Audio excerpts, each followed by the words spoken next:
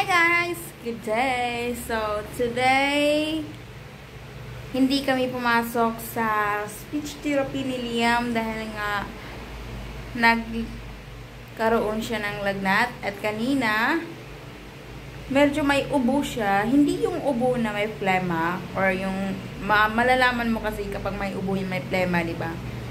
So, may ubo siya pero hindi like all the time. Sabi ko, I think parang na imbisaya na piang to o na pilay. Kaya dinala ko siya kanina sa pahilot. And ngayon, hindi na siya uminit. Tingnan nyo. Tingnan nyo. Hindi na siya mainit. Bumaba yun na. Parang nagre-relax na lang siya. Hindi na siya uminit pero pagod pa rin siya. So, napilay kasi siya. Oh, tingnan nyo. Pagod yung gwapito ko. In a way, sobrang clingy niya. So, hindi naman siya sobrang mainit. Yung sakto-sakto lang, pero pagod lang talaga siya. So, pinainom ko siya ng medisina, ng tambal, ng Teochesic. Alam mo yun, nahihirapan. Every time na magkaroon si Liam ng lagnat, sobrang mahirap sa amin na painumin siya ng medisina dahil nga, ayaw yung uminom. Kahit anong gawin mo, ayaw yung uminom. Naghahanap kasi kami ng suppository or anong tawag nyo, yung bang instead na liquid ang gagamitin mo na paracetamol, yung ilalagay sa puwet. Yung ilalagay sa puwet. Kaso nga lang, nagpunta kami sa kabilang town, sa Binangusod, para hanapin kung sino.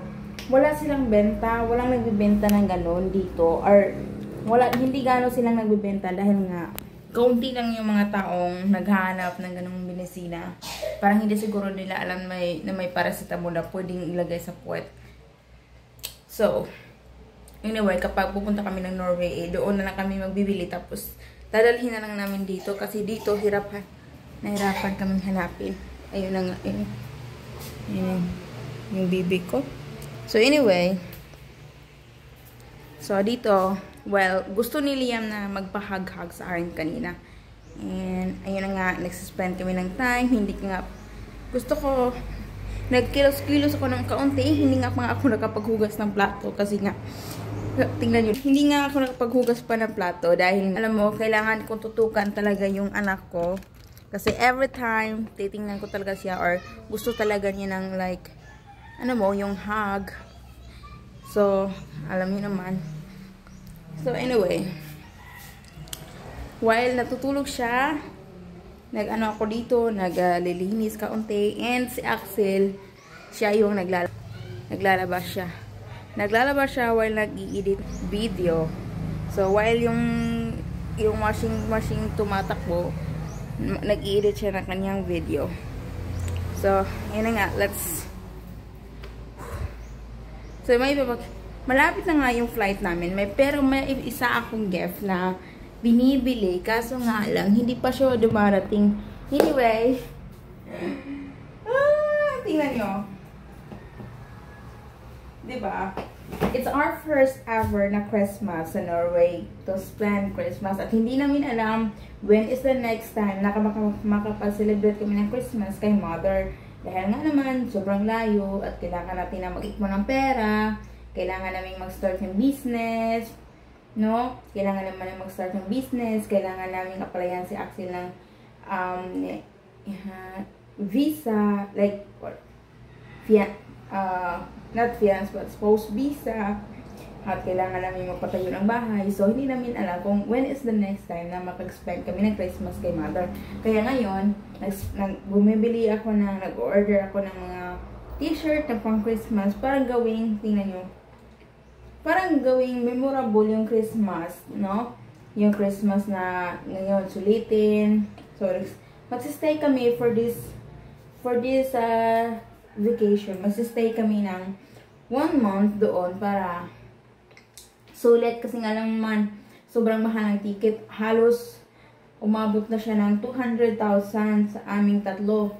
So, yun na nga, kailangan. And hindi namin alam kung when is the next time na mag-celebrate kami ng Christmas sa kanya. Kasi nga naman, hindi biro yung maghanap ng pera, diba? ang daming mga expenses. So, nagpo-plan din kami ng plan ng business. Tapos, ang ano ng business kasi, maraming mga papers kailangan. So anyway, gagawin namin memorable itong Christmas, first ever Christmas namin. So, meron akong gift na ini-order sa Shopee. Yung memorable ba, yung mug, pero hindi siya dumarating. Hopefully, nadarating na siya bago kami aalis. So, by the next Monday kami aalis. So, bago kami aalis, maglinis kami sa bahay. Lilisin. Kasi matagal pa kami makabalik. So, anyway. Let's start cleaning. Muna. Why si Liam hindi pa siya clingy? Tingnan nyo. Cellphone muna ang ginagamit ko ngayon. Magtataka kayo, cellphone lang muna yung ginagamit ko. O, diba? Kasi,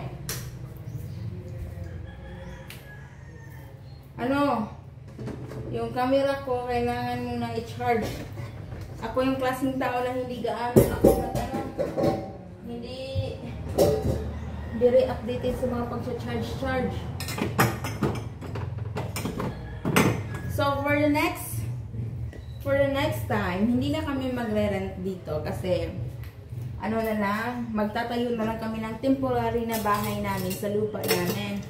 Alam niyo naman, yung papers namin, nagpa-process pa. Ako mismo yung nagpa-process ng papers kasi ayaw ko yung magtiwala kahit sino.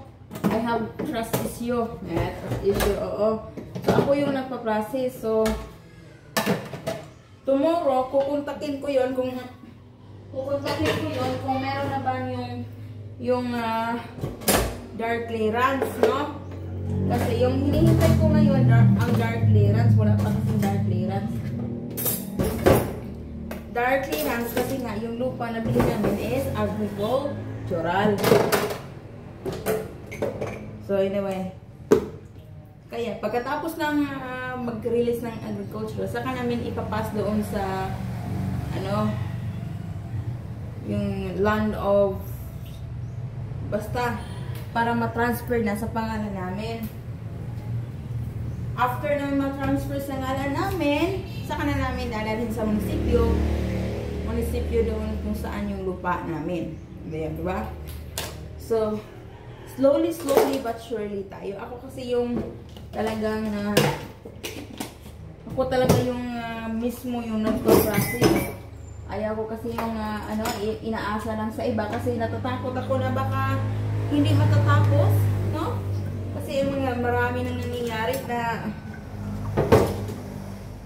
maraming mga taong nasa scam na. So ngayon, kahit ang hirap, no? Kahit ang hirap, maraming buras. Pero ginagawa ko talaga yan ang paraan.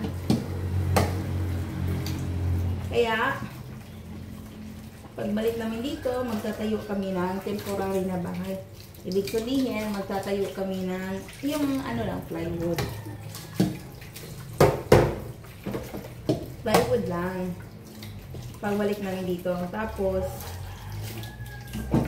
pag may saktong ipon na tapos kapag yung magkaroon na kami ng building permit at may sakto ng pira para sa pag-build, magtayo kami. Ayaw ko yung mag-build tapos hinto. Gusto ko yung may malaki yung improvement ba? Okay.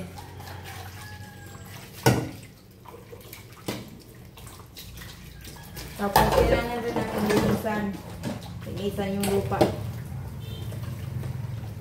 Tapos kailangan lagyan namin ng temporary na fence, which is barbed wire.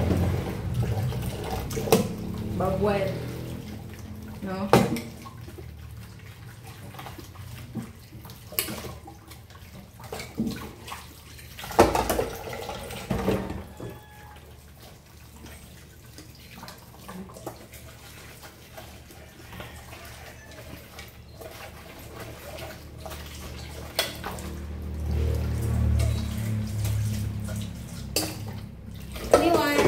guys, that's all for today. Thanks for watching. Kasi titignan ko muna yung anak ko. Titignan ko muna yung anak ko dito. So, hugas, tapos break, tapos tingnan yung anak. Kung okay na ba siya. Pagod, higa pa rin. Yum yum. Tired? Okay, thanks for watching.